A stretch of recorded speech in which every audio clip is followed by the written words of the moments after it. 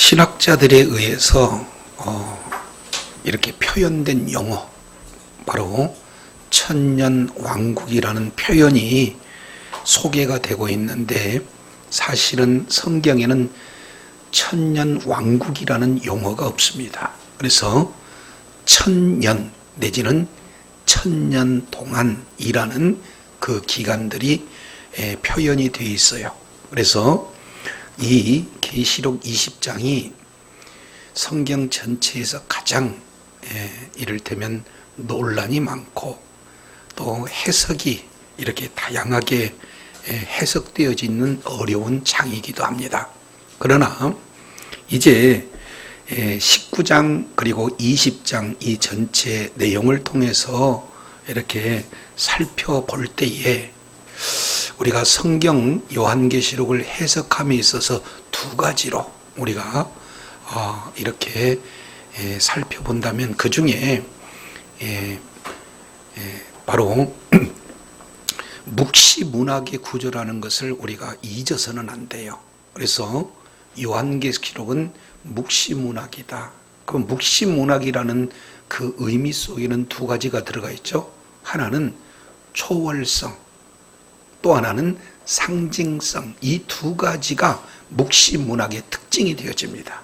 그래서 초월성이라는 것은 조금 더 세부적으로 본다면 시간의 초월성도 있고 공간의 초월성도 있죠. 그러니까 때로는 먼저 이제 재림을 얘기하고 그 다음에 또 초림을 얘기할 때도 있어요. 그리고 공간적인 내용으로는 어떤 때는 하늘 내용을 말씀하고 있고 어떤 때는 땅의 내용을 말씀하고 있어요. 근데 이것을 일관적으로 시간 순서대로 보는 이 내용은 묵시문학이라는 내용을 간과하고 해석하는 그런 오류가 나타나게 됩니다. 따라서 요한계시록 19장, 20장 이 내용은 시간 순서가 아니다라는 사실을 우리가 살펴볼 수가 있습니다. 왜냐하면 요한계시록 19장 1절부터 5절까지는 하늘에서 찬송이 나온 거예요. 이것은 재림 이후의 상황을 미리 보여준 겁니다. 시간적으로는 재림 후의 내용이에요. 그리고 6절부터 10절까지는 그때 바로 혼인 잔치가 이루어지고 있는 그런 어떤 내용들을 살펴보거든요. 그런데 반면 시간적으로는 그 이전 사건이 기록된 순서로 보면 뒤에 나와요. 그래서 11절부터 21절까지 이 내용은 재림 상황입니다. 예수님의 재림 때 영적 전쟁이 이렇게 펼쳐지는 내용들이 소개가 되고 있습니다. 이것을 일컬어서 바로 하늘의 큰 잔치, 새들의 잔치라는 표현을 하고 있습니다. 자, 그리고 나서 이 재림 이후에 하늘에서 찬송이 벌어지고 또 혼인잔치가 벌어지고 또 재림 그 시기에 새들의 잔치라는 그런 전쟁이 이루어지는 이 내용을 종합적으로 다시 조명해 보는 것이 20장이에요. 그래서 19장 다음에 20장이라기보다는 19장 사건과 20장 사건을 같은 시기로 보고 같은 사건을 따로따로 설명하고 있는 그런 관점으로 우리가 살펴볼 수가 있습니다. 자, 그 내용을 조금 더 세부적으로 살펴본다면 20장 1절부터 6절까지 이 내용은 크게 천년의 기간이 이제 공간적으로 보면은 세 군데에 나타나요. 그래서 1절에서 3절까지는 무저갱에서의 천년, 이렇게 살펴볼 수 있습니다. 다른 말로 용과 사탄, 바로 옛뱀이 천년 동안 무저갱에서 결박되었다라는 그런 기간을 말씀을 하고 있다면, 4절부터 6절까지 이 내용은 바로 초림부터 재림까지의 그 기간을 설명을 하고 있어요. 이것을 복음의 기간이다, 이렇게 표현합니다. 그래서 천년이라는 것은 문자적으로 천년이라기보다는 만수라고도 하죠. 10 곱하기 10 곱하기 10. 그러니까 만수를 3번에 걸쳐서 완전한 만수, 하나님이 정하신 때 바로 만국이 복음을 복음을 만국에게 전하는 기간, 동시에 택한 백성이 복음을 듣고 모두 다 돌아오는 그 기간을 천년이라는 기간을 말씀하고 있습니다. 그래서 복음의 기간이요, 교회로 본다면은 박해의 그런 일부 박해의 기간들이 소개가 되고 있습니다. 그리고 7절부터 10절까지 이 내용은 재림 바로 직전에 그런 이뤄질 곡과 마곡의 전쟁에 대한 내용들이 소개되고 있습니다. 자, 이것을 우리가 오늘 읽어본 본문 7절부터 10절까지를 조금 더 자세히 살펴보면은 5개의 이 개념이 소개가 되고 있는데, 여기서 나타나는 5개의 동사를 보면은 좀 더 선명하게 우리가 살펴볼 수가 있습니다. 첫 번째 20장 7절 보세요. 20장 7절, 천년이 참에 사탄이 오게 해서 뭐였다? 놓였다. 그래서 놓여서 8절에 나온 것까지, 그래서 놓여서 지금 나왔다 하는 첫 번째 단어. 두 번째, 그러면 나와서 어떻게 하느냐? 8절 내용을 보니까 싸움을 붙이리니 그랬어요. 그래서 나오는 장면이 있고 또 싸움을 붙이는 장면이 있습니다. 그리고 세 번째 내용을 통해서 보면은 9절에 중반절에 이런 표현을 하고 있죠. 성도들이 진과 사랑하는 성을 뭐 했다? 두루매. 나와서 싸움을 붙이고 그 다음에 성을 둘러싸는, 에워싸는 세 번째 개념이 소개가 되고 있습니다. 네 번째 내용을 통해서 보면 그 둘렀던 자들을 9절 하반절에 보니까 그들을 뭐 했어요?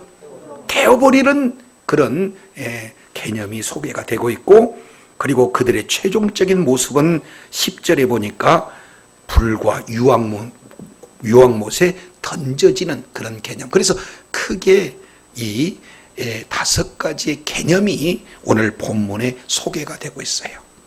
그래서 이제 1000년 동안 무적행에 결박되어 있던 그들이 풀려나서 전쟁을 일으키고 결국에는 하나님의 사랑하는 성들을 에워쌌지만 하늘에서 불이 내려서 영원토록 불못에 던져지는 내용이 소개가 되고 있습니다. 이 내용을 이제 히브리 문장 구조로 조금 우리가 이 구조를 분석해 보면은 이제 크게 우리 하나님이 말씀하기를 원하는 그 의도를 우리가 분명하게 볼 수가 있습니다. 그래서 이것을 5 문단으로 볼 때 첫 번째 7절, 8절 상반절 내용을 보면은 한마디로 사탄이 어떻게 됩니까?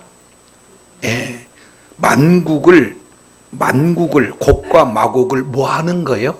미혹하는 거예요. 그러니까 풀려난 사탄이가 모든 만국을 미혹하는구나 하는 그 개념이. 그러면 그 미혹한 자의 결과가 어떻게 되는가? 10절 내용을 통해서 보니까 어떻게 합니까?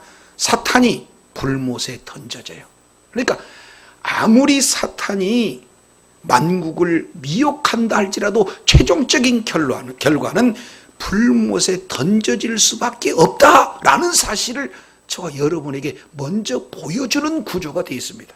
조금 더 안쪽으로, 그러면은 사탄에 미혹된 그런 자들은 어떤 내용인가? 자, 8절 중반절에 보면은 그들은 어떻게 됩니까?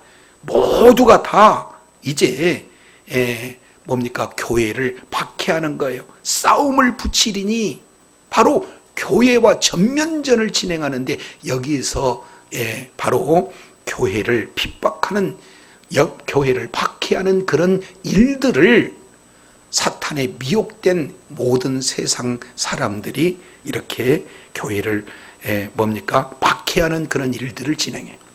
그러면 이 박해하는 자들의 최종적인 결과의 모습은 어떻게 되는가? 10절 내용을 보면은 이렇게 표현합니다. 하늘에서 불이 그들을 뭐 해버려요? 태워버려요. 그러니까 결국 박해자들은 불로 태움을 받는 존재에 불과하다라는 것을 보여줘요. 그러면 사탄과 그 사탄에 의해서 미혹된 쓰임받는 자들이 결과가 어떠한 것을 보여주는데, 우리 주님은 이것보다도 더 저와 여러분에게 본문을 통해서 말씀을 하고자 하는 내용은 정중앙에 뭘로 배치하고 있습니까? 성도들의 진과 사랑하는 성에 우리 주님의 관심이 더 아주 집중되어 있다는 사실을 기억하시기 바랍니다. 이제 주님 재림하기 바로 그 직전에 사탄이는 온 세상을 미혹해요. 그리고 미혹받은 그들은 교회를 박해해요. 이렇게 되면은 계시록을 읽는 저와 여러분은 어떻게 해야 될 것인가? 바로 불안할 수도 있고 또 낙심하거나 좌절할 수도 있잖아요. 그러나 우리 하나님께서는 택하신 바로 성도들의 바로 사랑하시는 성을 우리 하나님께서 지켜주시고 보호해 주실 줄로 믿습니다. 그래서 어려운 환경 속에 바로 오늘 집사님이 기도를 잘해줬어요. 이제 가면 갈수록 어떻게든지 교회를 박해하는 그런 환경들이 실제로 펼쳐진다 할지라도 우리가 오늘 본문의 말씀을 통해서 살펴보면 우리 하나님의 관심은 바로 사랑하시는 성에 있고 그 성을 최후의 승리자로 이끌어 주실 줄로 믿습니다. 자, 그러면은 이 본문에 근거해서 사랑하시는 성이라는 제목으로 우리가 한 절 한 절 나눠 보도록 하겠습니다. 자, 20장 7절 우리 한번 읽어볼까요? 시작. 천년이 참해 사탄이 그 옥에서 놓여 나와서 그랬어요. 여기서 중요한 것은 천년이다. 근데 이게 천년이 어떻게 했다? 찼다. 여기에 이제 천년이 완성되는 겁니다. 그러면 여기서 천년이라는 것은 문자적으로 천년이라기보다는 바로 택한 백성들이 한 사람도 빠짐없이 돌아오는 그 기간, 초림부터 재림까지의 그 기간이다라는 사실을 우리가 살펴봅니다. 그렇게 되면은 천년이 다 차요.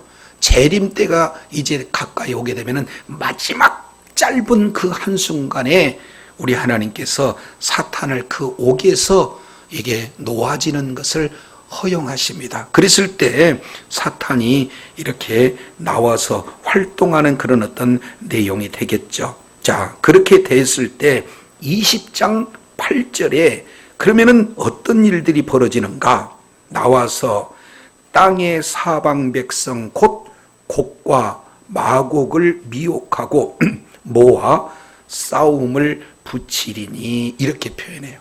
자, 여기서 내용을 보면은 중요한 단어가 뭐냐면은 구약적 표현 하나가 나오죠. 그게 뭐냐면 곡과 마곡. 그래서 이름하여 곡과 마곡의 전쟁, 이런 어떤 내용들을 말씀하고 있지 않습니까? 그래서 세대주의적 전천년이나 역사주의적 전천년의 해석의 관점으로 바라보는 이런 분들은 이게 뭐냐, 지금 19장의 새들의 잔치와 그리고 20장 지금 여기에 나와 있는 곡과 마곡의 전쟁을 따로따로 봐요. 그래서 이제 천년 왕국 바로 이전에 곡과 마곡이 새들의 잔치가 있고 천년 왕국이 끝나고 난 이후에 이제 곡과 마곡의 전쟁이 있다. 그래서 따로따로 이 개념을 이렇게 보는데 사실은 그 개념이 아니라 같은 사건을 관점을 달리해서 지금 설명하고 있는 그런 내용입니다. 그래서 지금 19장에 나와 있는 뭡니까? 새들의 잔치나 그리고 곡과 마곡의 잔치는 똑같은 사건인데 관점을 달리해서 표현해 주고 있는 거예요. 그러면은 새들의 잔치 이 내용은 예수님께서 재림하실 때 예수님의 대적에서 대적에서 전쟁을 적극적으로 이렇게 앞장서는 그런 무리들이 얼마나 이제 이를테면 그들의 최후의 상황이 바로 이렇게 새들에게 고기가 될 만큼 아주 이게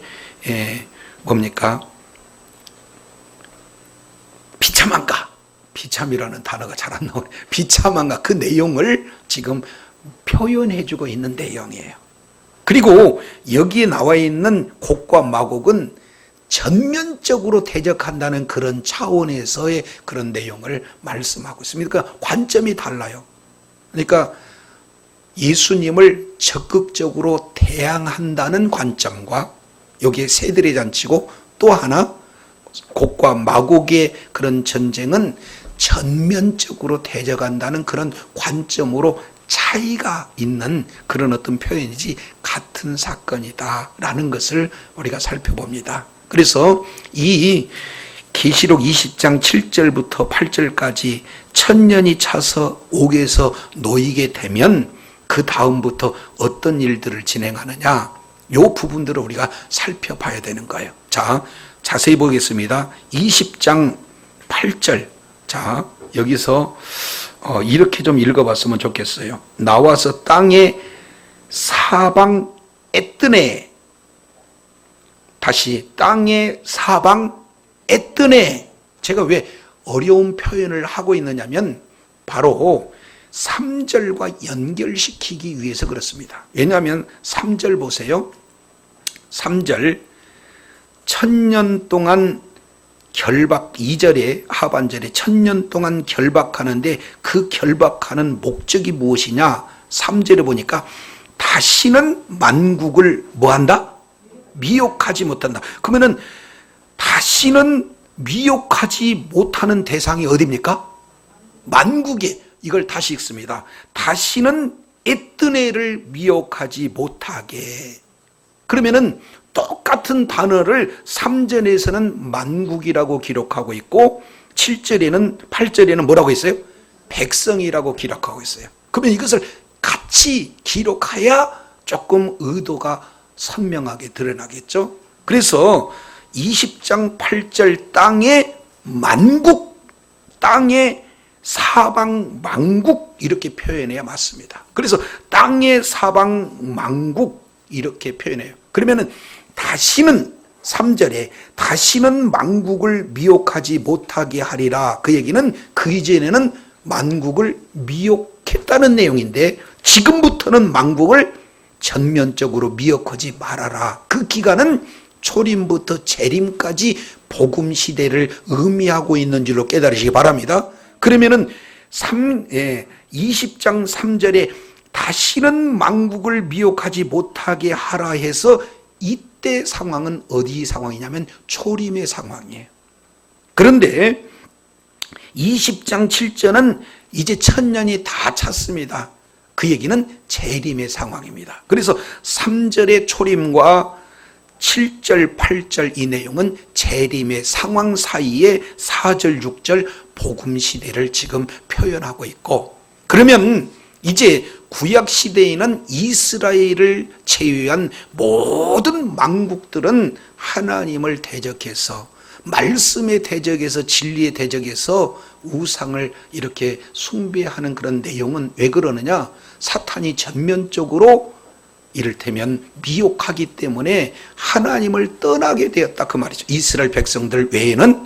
그런데 이제 복음 시대가 되면은 이스라엘뿐만 아니라 모든 만국에게 복음이 증거되어지니까 이제는 예수 그리스도께서 이제 초림하시는 이유, 그리고 재림까지의 모든 기간은 복음 증거의 기간으로서 복음을 증거할 때 그 복음을 듣고 하나님이 택한 모든 백성들은 돌아오게 되어질 때 모든 택한 백성이 돌아오는 기간이 복음 시대요, 이것을 천년 왕국이다 이렇게 표현하고 있다는 것을 기억하시기 바랍니다. 그러면 이제 천년 왕국이 끝났다, 바로 복음 기간이 끝났다, 재림이 되어질 그때에 잠깐 이제 무저갱에 갇혔던 마귀가 풀려나게 되었을 때 그들이 미혹함으로 그 다음부터는 이제 구원의 문이 닫혀요.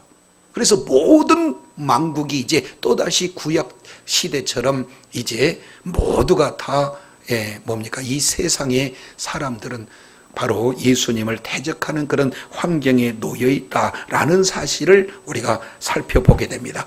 그래서 그때 모든 이제 세상 사람들이 하나가 되어서 똘똘 뭉쳐서 이 전쟁을 치르는데 그 전쟁을 뭐라고 그러냐면은 곡과 마곡이라고 그래요. 자, 그러면은 곡과 마곡을 미혹한다. 그러면 대상은 누구를 미혹하는 겁니까?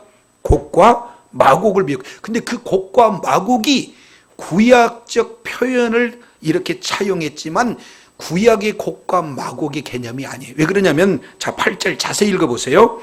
땅의 사방 만국, 땅의 사방 백성이 곧 마곡, 곡과 마곡. 그러니까 곡과 마곡은 누구를 의미하는 겁니까? 그럼요, 불신자들, 예수님을 대적하는 자들, 교회를 핍박하는 모든 세력을 일컬어서 곡과 마곡이다, 이렇게 표현하고 있습니다. 그래서 이제 이 곡과 마곡의 그 전쟁을 크게 계시록상에서 세 군데 표현을 하고 있습니다. 자, 우리가 정신을 우리가 집중하고 자, 이 곡과 마곡에 대한 내용을 1차 언급한 장소가 있어요. 그게 계시록 16장입니다. 자, 16장 보게 되어지면은 이런 표현을 말씀하고 있어요. 자, 계시록 16장 12절입니다. 또 여섯째가 그 대접을 큰 강 유브라데에 쏟았어요. 여기서 유브라데가 나옵니다. 그랬을 때 유브라데에 대접을 쏟으니까 강물이 말라서 동방에서 오는 왕들의 길이 준비가 됐습니다.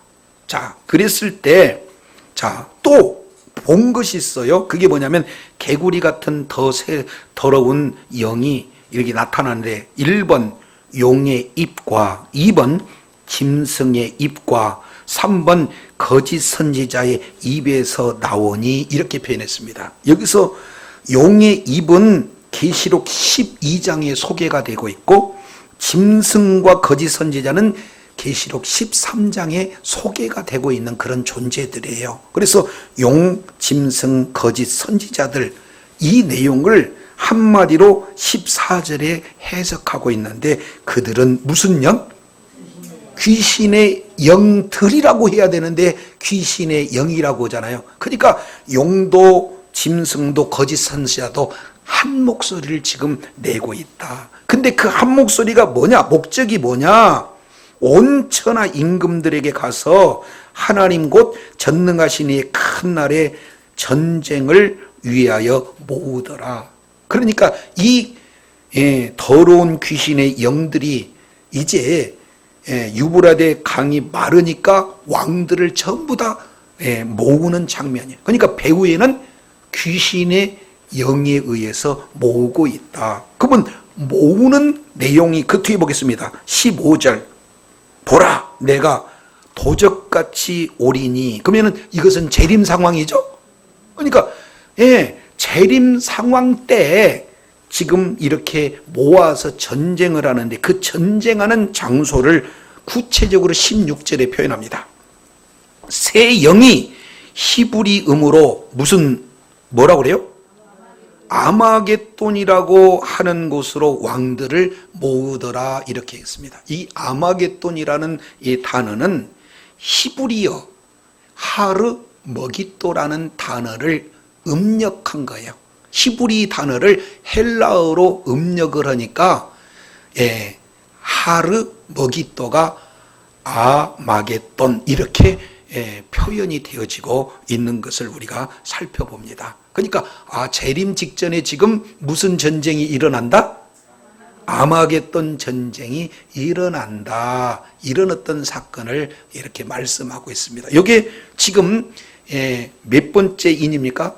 여섯 번째 대접 사건을 지금 말씀하고 있는 거잖아요. 자, 요거 기억하시고, 이것은 모으는 장면이고, 그러면 모아서 귀신의 영들이 땅의 왕들을 모두 다 모아서 전쟁하는 실제 전쟁의 장면이 언제냐? 19장입니다. 자, 이제 19장 보세요. 19장 11절, 하늘에서 또 내가 하늘에서 열린 것을 보니 보라 백마와 탄 자가 있으니 그 이름은 충신과 진실이라. 그가 공의로 심판하며 싸우더라. 이때 여기에서 백마 탄 자는 예수님입니다. 그래서 14절 보세요. 하늘에 있는 군대들이 희고 깨끗한 세마포를 입고 백마를 타고 그를 따르더라. 예수님을 따르는 하늘의 군대들이 있죠. 그들이 55절 보니까 그 입에서 한 날카로운 검이 나오니 그것으로 뭘 쳐요? 네, 만국을 치겠고, 여기서 만국이 애뜨냅니다. 그러니까 예수님을 대적하는 그런 어떤 세력들을 예수님이 검으로 그들을 치겠다 하는 내용입니다. 이게 아마겟돈 전쟁에서 예수님을 대적하는 세력을 예수님이 친히 검으로 이렇게 쳐서 승리하는 장면입니다. 그래서 그 결과가 얼마나 이렇게 참혹한 그런 참상인가. 모든 그런 대적자들을 전체를 새들을 불러 모아가지고 그들의 고기를 먹으라. 그러니까 가장 비참한 죽음을 표현하고 있는 그런 내용입니다. 이것을 압축 요약해서 19절에 이의 모습을 표현해요. 19절 내용을 보면은 여기에 뭐가 등장합니까?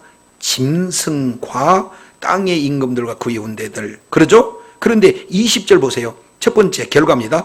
짐승이 잡혔어요. 이것은 계시록 13장에 나와 있는 짐승을 얘기하는 겁니다. 두 번째, 거짓 선지자. 요건 땅에서 나온 짐승이에요. 이게 계시록 13장 11절에 나와 있는 그런 내용이 됩니다. 요것을 뭐라고 하냐면 아마겟돈 전쟁이에요. 자, 그래서 결과는 어떻게 되느냐? 둘이 하반절에 보니까 산채로 불 붙는 못에 던져진다. 그리고 21절 하반절에 보니까 모든 새가 그 고기로 배불리 먹더라. 이렇게 보냅니다. 그러니까 마지막 예수님께서 재림하실 그때에 이제 유브라데 강이 마르고, 그리고 왕들을 다 끌어 모아서 예수님과 대적하게 하고, 그리고 그 대적 세력들은 예수님이 친히 검으로 그들을 물리쳐서 이제 그 모든 자들은 새의 먹잇감이 되어지는 비참한 최후가 이루어지는 거고, 이것은 실제 그때 새가 날아드는 게 아니라 상징적으로 표현하는 겁니다. 그만큼 비참한 죽음이라는 것을 보여주는데, 진짜의 최종적인 결론은 어디냐? 불못에 들어가는 그런 내용이다라는 사실을 19장에서 보여줘요. 그러니까 같은 사건을 여섯째 대접에서는 모으는 그런 어떤 상황을 그 모으는 관점에 보여주는 거고, 여기는 직접 대적에서 싸우는 관점을 보여주는 거예요. 그런데 20장 7절에서 이제 8절 이 내용을 보면은 땅의 사방 만국이 곡과 마곡을 미혹한 거예요. 그죠? 땅의 사방 만국, 곧 곡과 마곡을 이렇게 미혹하는 직접적인 대상은 누구냐? 사탄이 그들을 미혹한다 그 말이죠. 그래서 결국에는 곡과 마곡, 하나님을 대적하는 이런 세력들은 하나님의 교회를, 바로 뭡니까? 주님의 몸된 교회를 박해하는 모습으로 나타나는 그런 어떤 배경이다라는 것을 살펴볼 수가 있습니다. 그러면 이게 왜 같은 사건이냐라고 반문을 하신다면 이게 배경이 있어요. 왜 그러냐면 곡과 마곡에 대한 그 근거, 배경이 어디 있느냐? 이것이 에스겔서 38장 그리고 에스겔서 39장을 배경으로 하고 있습니다. 자, 그러면 이제 오늘 본문을 이해하려면 어디를 살펴보냐면은 에스겔서 38장, 우리 잠깐 넘어갔다 오겠습니다. 에스겔서 38장 보세요. 1절입니다. 38장 2절 인자야 너는 마곡 땅에 있는 곡 그랬습니다. 그러니까 마곡은 땅 이름이에요. 그죠? 여기가 하필이면 마곡입니다. 땅. 예, 마곡 땅에 있는 곡. 그러면 곡은 곧 그러니까 곡을 설명하고 있기를 로스와 메섹과 두발 왕이라는 거예요. 그러니까 마곡은 지명이고 곡은 왕이라는 이름입니다. 그래서 곡과 마곡의 전쟁이라는 것은 마곡 땅에 있는 곡이라는 왕이 우두머리가 돼서 전쟁을 일으키는 것을 말씀하고 있어요. 자, 그런데 7절 보겠습니다. 7절 하반절 보게 되면은 너는 그들의 뭐가 되리라? 그러면 여기서 너라는 것은 곡을 얘기하는 거예요. 마곡 땅에 있는 곡, 네가 그들의 우두머리가 된다. 그러면 그들이라는 내용은 어떻게 되냐? 5절 내용을 보면은 하반절에 바사, 그리고 바사, 그 다음에 구스와 붓. 그러면 바사라는 것은 동쪽에 있는 군대를 얘기하는 거고, 구스와 붓은 남쪽에 있는 군대를 얘기하는 거고, 고멜은 서쪽에 있는 내용이고, 그리고 북쪽에 있는 것은 도갈마족 속, 이렇게 돼요. 그래서 한마디로 보면은요, 동서남북 사방에 있는 망국들을 다 네가 우두머리가 돼서 마곡 땅에 있는 곡이 네가 우두머리가 돼서 이제 전쟁을 일으키는데 대상이 누군가라는 것을 표현해 보면은, 자 8절 내용으로 보면은 이렇게 표현해요. 여러 날 후 또 무엇 때에? 말년에, 마지막 때, 재림 때에 이렇게 얘기하는 거예요. 말년에 내가 명령을 받고 그 땅 곧 오래 황무되었던 무슨 산에 이르러? 이스라엘 산에 이르러. 그 땅 백성은 칼에서 벗어나서 열국으로부터 모여 들어오며 이 땅부터 나와서 다 평안히 거하는 중이다. 여기에 평안한 도시 예루살렘, 이것을 말하고 있는 거예요. 자, 그러면은 이게 무언지 조금 더 자세하게 설명한 게 16절입니다.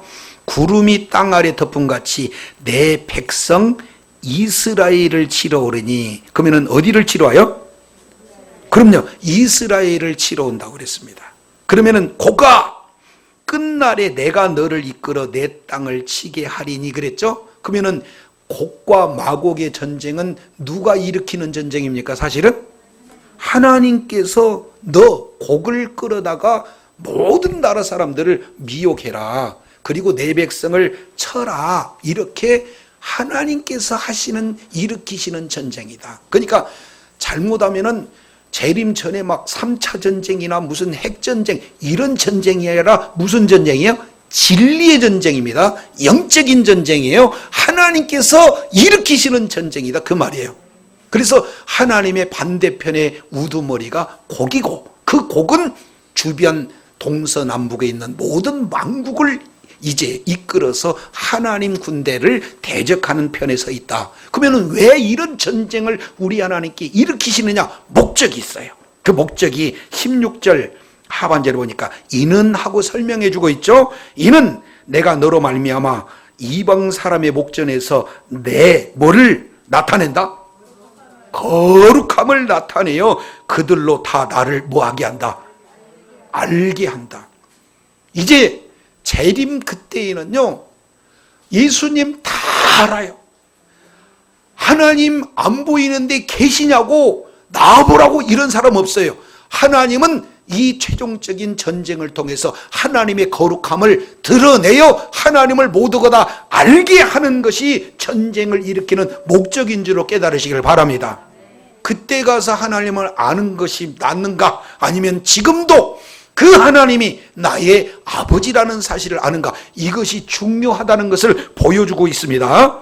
자, 그래서 내 거룩함을 나타내기 위해서 하나님이 마지막 전쟁을 이렇게 일으키신다 하는 것을 보게 되어져요.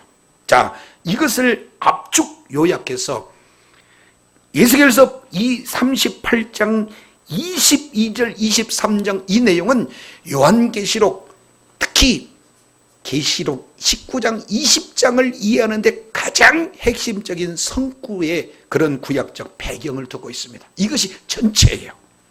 자, 보면 이렇게 됩니다. 21절 중반절에 보면은 내가 칼을 부른다. 그래서 하나님께서 직접 이렇게 주재하시는 전쟁을 22절에 이렇게 합니다. 내가 내린다는 거예요. 그때 대적들에게 내린다는 거예요. 뭐냐면 뭘 내리느냐? 1번입니다. 전염병과 피로 그들을 뭐한다? 심판한. 그러면 전염병과 피, 이 내용은 이 땅에서 나타나는 두 가지예요. 그래서 앞자만 따면 전피, 전염병과 피로 우리 하나님께서 이 지상에 있는 모든 하나님을 대적하는, 교회를 박해하는 이 세력들을 우리 주님이 재림하실 그쯤에 이제 심판하신다. 두 번째입니다. 땅에서는 전염병과 피가 있다면 두 번째, 하늘에서는 네 가지. 첫째, 쏟아지는 폭우. 두 번째, 큰 우박덩이. 세 번째, 불과 네 번째 뭐예요? 유황. 그래서 세 번째, 불이라는 것을 머릿속에 기억하세요.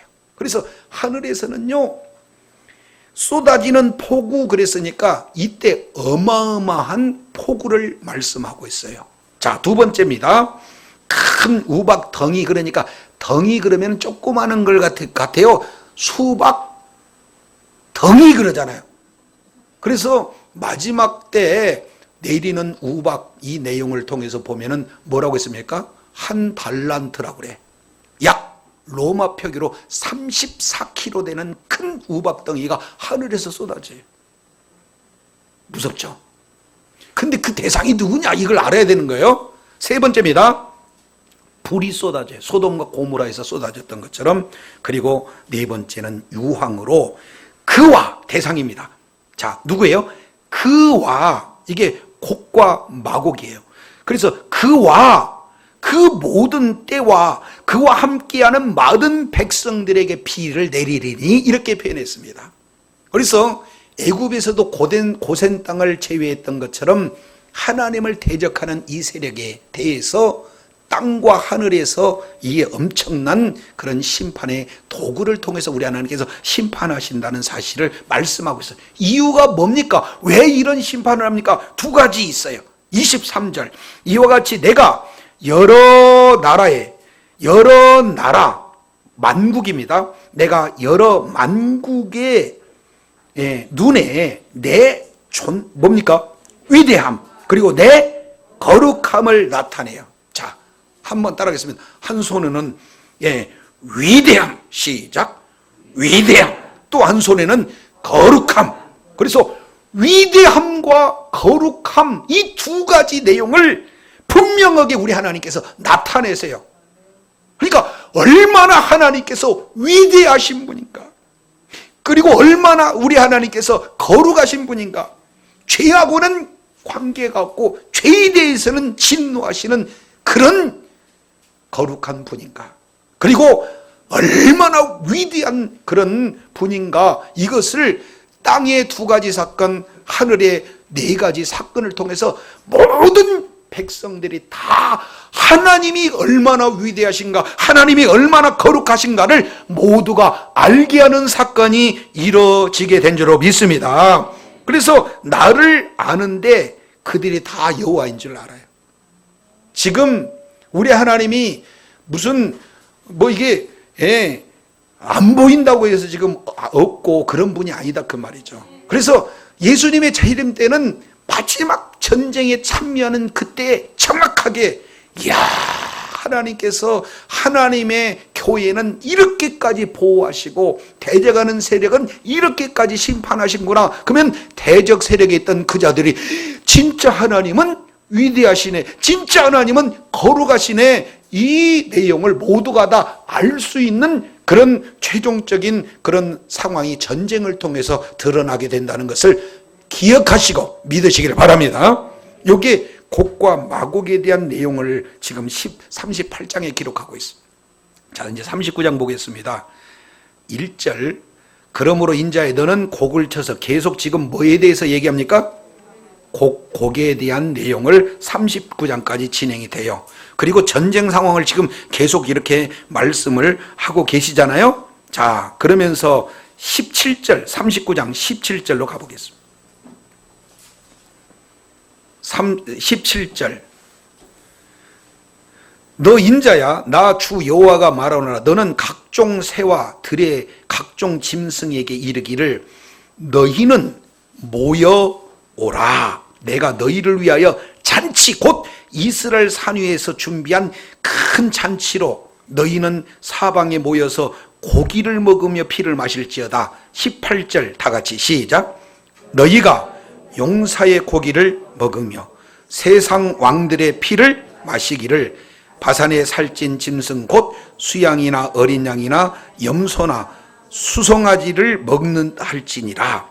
그리고 20절, 19절, 20절도 다 똑같이 보니까 모든 용사의 군사를 먹어서 배불리라 이렇게 얘기하고 있잖아요. 그러니까 이게 뭡니까? 이게 한마디로 본다면은 자, 새들의 잔치라고 이렇게 표현하잖아요. 그러면 새들의 잔치는 어디에서 최종적으로 드러납니까? 곡과 마곡의 전쟁 이후에 새들의 잔치죠. 자, 이거 머릿속에 기억하시고 한 군데만 보겠습니다. 이제 40장 보겠습니다.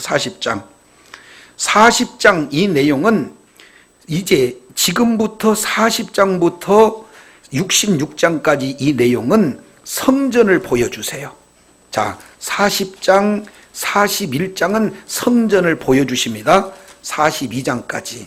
그리고 43장까지 계속 40, 41, 42, 43까지. 그리고 44장부터는 예배를 보여주는 겁니다. 아니, 하나님 나라에서의 예배. 그리고 47장에 보면은 이제 새 하늘과 새 땅을 보여줘요. 자, 그러면 세 가지입니다. 자, 에스겔서 38장, 39장까지는 최후의 전쟁. 그 이후에 40장에서 이제 46장까지는 어떻게 했냐면 새 성전 보여주고 그 성전에서 새 예배를 보여주고 그리고 최종적으로 새 하늘과 새 땅을 보여주는 게 에스겔 선지자를 통해서 보여주고 있는 내용이에요. 자, 다시 정리합니다. 이제 곡과 마곡을 통해서 땅에서는 전쟁을 일으키고 난 다음에 왜 전쟁을 일으키느냐 봤더니 땅에서는 전염병과 피, 그리고 하늘에서는 쏟아지는 폭우, 그리고 큰 우박덩이, 그 다음에 불, 그 다음에 피, 유황, 이 네 가지 내용을 통해서 그 모든 자들을 다 심판하는데 그때 하나님께서 이런 일을 행함으로 두 가지 하나님의 위대하심과 하나님의 거룩하심을 알기 위한 그런 전쟁이 38장, 39장 일어나고 그 위에서 이제는 새로운 성전을 보여주시고 그 안에서 새로운 예배가 드려질 것을 보여주고 그리고 새 하늘과 새 땅에 대한 내용을 말씀을 하고 있다 그 말이에요. 요거 머릿속에 딱 기억하시고 자, 이제 계시록을 보겠습니다. 요한계시록 20장입니다. 19장 이제 19장 17절 또 내가 보니 한 천사가 해에 서서 공중에 나는 모든 새를 향하여 큰 음성으로 외쳐 이르되 와서 하나님의 큰 잔치에 모여 그리고 하반절에 고기를 먹으라. 배경이 어디에 있습니까? 아까 곡과 마곡에서 39장 19절에서 우리가 이 내용을 살펴봤죠. 그러니까 곡과 마곡의 전쟁의 최종적인 결과는 새의 잔치로 나타났죠. 근데 그 곡과 마곡의 전쟁이 20장 8절에 곡과 마곡이 나오죠. 그러면 이게 같은 사건이에요? 다른 사건이에요? 구약의 배경을 봤더니 새들의 잔치나 그리고 뭡니까? 마지막에 아마겟돈 전쟁이나 그리고 곡과 마곡의 전쟁은 똑같은 표현이 다른 하나의 전쟁이다라는 사실을 우리가 살펴봐요. 그러니까 이것을 시간의 순서로 보게 되면 엉클어지는데, 이것을 관점이 다르게 19장에서 그리고 16장 12절부터 16절까지는 그 모으는 관점으로, 그리고 19절부터 21절까지는 이렇게 전면적으로 대적하는 관점으로, 그리고 이게 20장 7절부터 지금 9절까지 이 내용은 전면전의 관점으로 지금 보여주는 한 가지의 사건을 세 개의 관점으로 보여주고 있는 그런 내용이다라는 사실을 우리가 이제 살펴보게 됩니다. 그래서 마지막 시대에는 이렇게 주님이 오시기 직전에 대대적으로 예수를 이제는 믿는 사람들이 없어져요. 모두가 다 사탄에게 미혹되어 가지고 예수님을 대적하는 그런 세력 가운데 이렇게 모여져서 결국에 구절을 한다는 거예요. 자, 구절 내용이 어떻게 되는 겁니까? 그들이 지면에 널리 퍼져. 자, 그러면은 그 수가 바다의 모래같이 많으니까 그 옛날 전쟁을 표현한 거예요. 그러니까 그럴 만한 공간이 있어야 될 거 아니에요. 아니, 로마 전쟁사 이걸 우리가 영화로 보면은 어떻게 돼요? 어마어마한 그 진이 한편에 쫙 놓여 있고 또 다른 진이 이렇게 놓여 있잖아요. 근데 그 하나님을 대적하는 진들이 지면에 쫙 널려 있다는 겁니다. 이것을 그림 언어로 지금 표현하는 거예요. 오늘날 이걸 우리 그대로 본다면, 자, 이것을 어느 지역 그랬더니 예루살렘만 똑 모은다 그러면은 우리는 어떻게 되냐 말이에요. 그러니까 잘 기억하세요. 예수 그리스도를 믿는 믿음을 가진 모든 자들은 한국에 있든지 일본에 있든지 대만에 있든지 미국에 있든지 소련에 있든지 어느 지역에 있든 하나님의 이제 예수님의 교회, 또 참 그 예수님의 몸된 교회를 모두가 다 공격한다는 사실을 기억하시기 바랍니다. 그러니까 우리나라에 핍박하니까 나 미국으로 이민 가야지. 거기도 핍박이 있어. 아셨죠? 그래서 지면 전체에 다 이렇게 펼쳐 있어서 이제 하나님의 성을 공격한다, 이렇게 표현합니다. 자, 그러면은 성도들의 진이다라는 것은 이런 옛날에 싸움을 하는 대열을 말씀하고 있고, 그 성도들의 그 뭡니까? 사랑하시는 성, 이 내용은 계시록 21장 9절에 요것을 또 해석을 해놨어요. 사랑하는 성이 어딘가 잠깐 보고 오겠습니다. 21장 9절 하반절에 보면은 어린 양의 아내를 내게 보이리라 해놓고 10절에 뭘 보이냐면 하반절에 하늘에서 내려오는 거룩한 성 예루살렘을 보이니 그랬죠. 그러니까 여기에서 하나님이 사랑하는 성은 새 예루살렘 성을 얘기하고 바로 교회를 의미한다, 이것을 이렇게 보여주는 겁니다. 그러니까 이제 하나님의 진리에, 하나님의 말씀에 대적하는, 하나님의 교회를 대적하는 그런 세력들이 아예 그냥 두루 진쳐가지고 그 사랑하는 성을 둘러버렸습니다. 그러면 완전 포위가 된 거예요. 완전 포위가 된 상태가 되면은 그 안에 있는 사람들은 마치 도관에 든 쥐 같잖아요. 그게 저와 여러분들의 모습이에요. 직장에 가도 예수 믿는 사람 박해받죠. 예? 똑같은 일을 한다 할지라도 예수 믿는 믿음을 가졌다고 해서 멸시천대 받죠. 심한 경우는 이제 죽이기까지 하는 그런 상황들이 가면 갈수록 이렇게 몰려든다라는 것을 볼 수가 있어요. 이것을 아까 봤습니다. 자, 사탄이가 1000년 동안에 풀려나서 사탄이가 미혹해요. 근데 그 미혹한 사람 마지막에 어떻게 됩니까? 사탄이 불못으로 들어간다.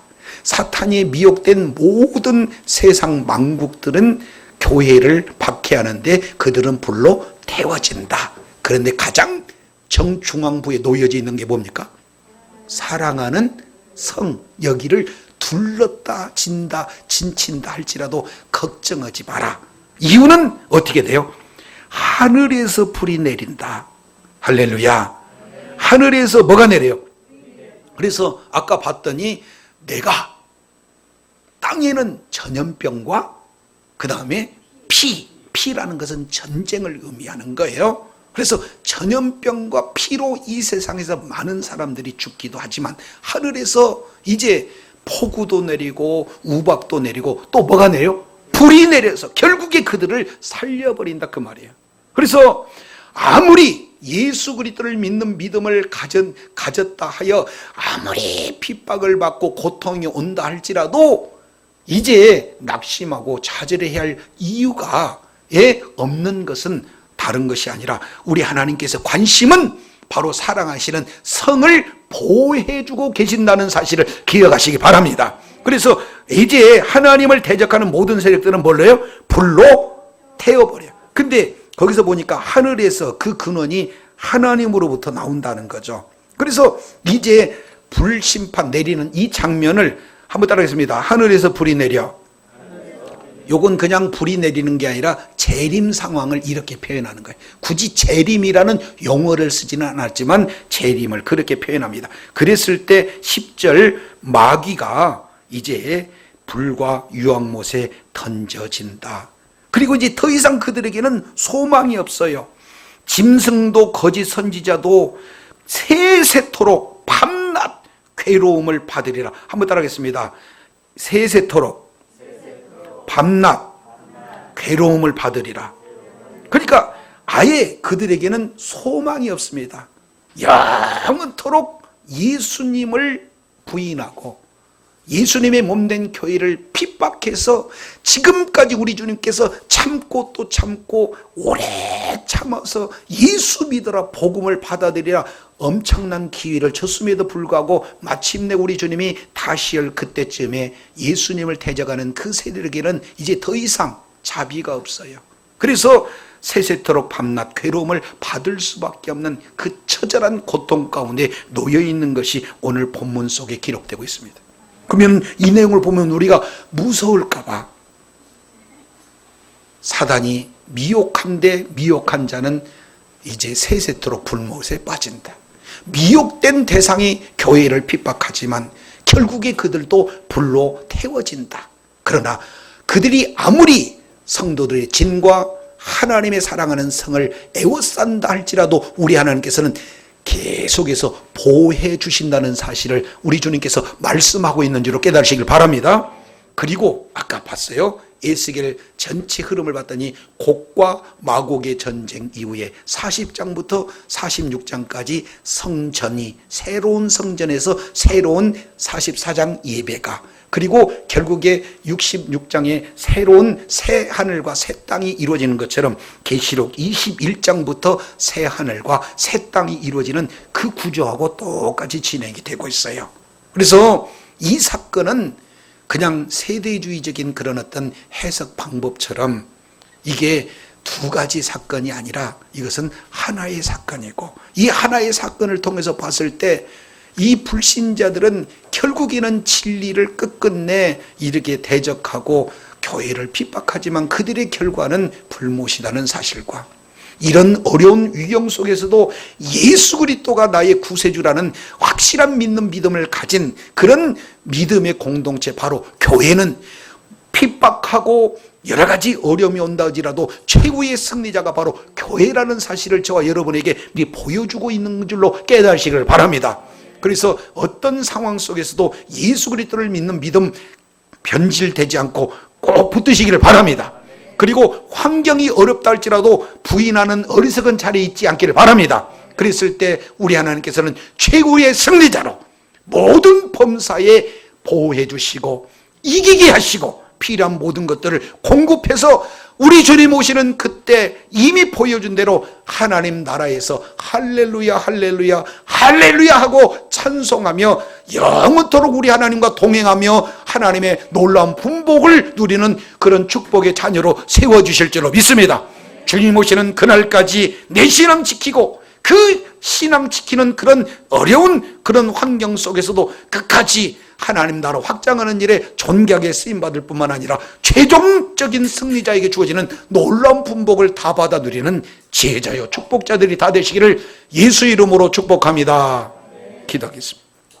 하나님 아버지 감사합니다. 오늘 또 말씀을 통해서 살펴보았더니 계시록 20장 1절부터 3절까지 이 내용은 이제 전면적으로 사탄 마귀가 미혹을 하는 그 시대가 구약까지 마치고 다시는 만국을 미혹하지 못하는 그 기간이 예수님의 십자가 사건부터 이제는 바로 주님이 다시 오실 재림까지의 복음 증가하는 기간이라는 사실을 알았습니다. 그 기간 동안에 두 부류, 이미 말씀 때문에 복음 증거 때문에 목숨이 끊어진 그런 영혼들 뿐만 아니라 이제 신실한 믿음 때문에 순교적 신앙을 가지고 있는 그 자리, 바로 하늘과 이 땅에서 어떻게 복음을 믿음을 지키고 복음을 증가하는 그 기간인가를 4절부터 6절까지 보여주시면서 이제 그 기간이 다 끝날 때 잠깐 무저갱에 갇혔던 사탄 마귀를 놓아줌으로 말미암아 그들이 나오자마자 땅의 만국을 미혹해서 곡과 그 미혹된 마곡이 이제는 결국에 하나님의 교회를, 주님의 몸된 교회를 이제 핍박하는 그런 환경이 되어질 그때에 우리 주님께서 땅에서는 전염병, 그리고 칼, 그리고 하늘에서는 쏟아지는 폭우, 그리고 큰 우박등이 불, 그리고 유황을 내려서 하나님이 얼마나 위대하신가, 하나님께서 얼마나 거룩하신 것을 분명하게 보이는 최종적인 심판을 통해서 마귀도 산채로 불모세, 그리고 그의 미혹되어 있던 짐승도 거짓 선지자도 그를 따랐던 모든 불신 영혼들도 영원토록 세세무궁토록 불못에 빠질 수 있는 최종적인 그 그림을 보여주시면서 우리 하나님께서는 사랑하시는 성을 우리 하나님이 끝까지 지키시고 보호해 주신다는 핵심적인 내용을 보여주시니 감사합니다. 가면 갈수록 예수 믿는 믿음을 지키기 어려운 그 시대, 오히려 핍박하고 심지어는 죽이는 그런 환경에 놓여져 있다 할지라도 예수님 부인하지 않고 끝까지 예수님의 예수님께 붙어있는 인생으로 말미암아 이제 나도 신앙 지키고 또 그 신앙을 자손 후대에게도 전수할 뿐만 아니라 더 적극적으로 귀한 사명을 감당해서 주님 나라 확장하는 일에 존귀하게 쓰임받는 그런 복된 자리에 있음으로 말미암아 최종적인 승리자에게 주어지는 놀라운 분복을 지금도 누리고 주님 오실 그때의 영원무궁토록 누리는 제자여 축복자들 다 되게 하여 주시옵소서. 우리 구주 예수님 이름으로 기도드립니다. 아멘.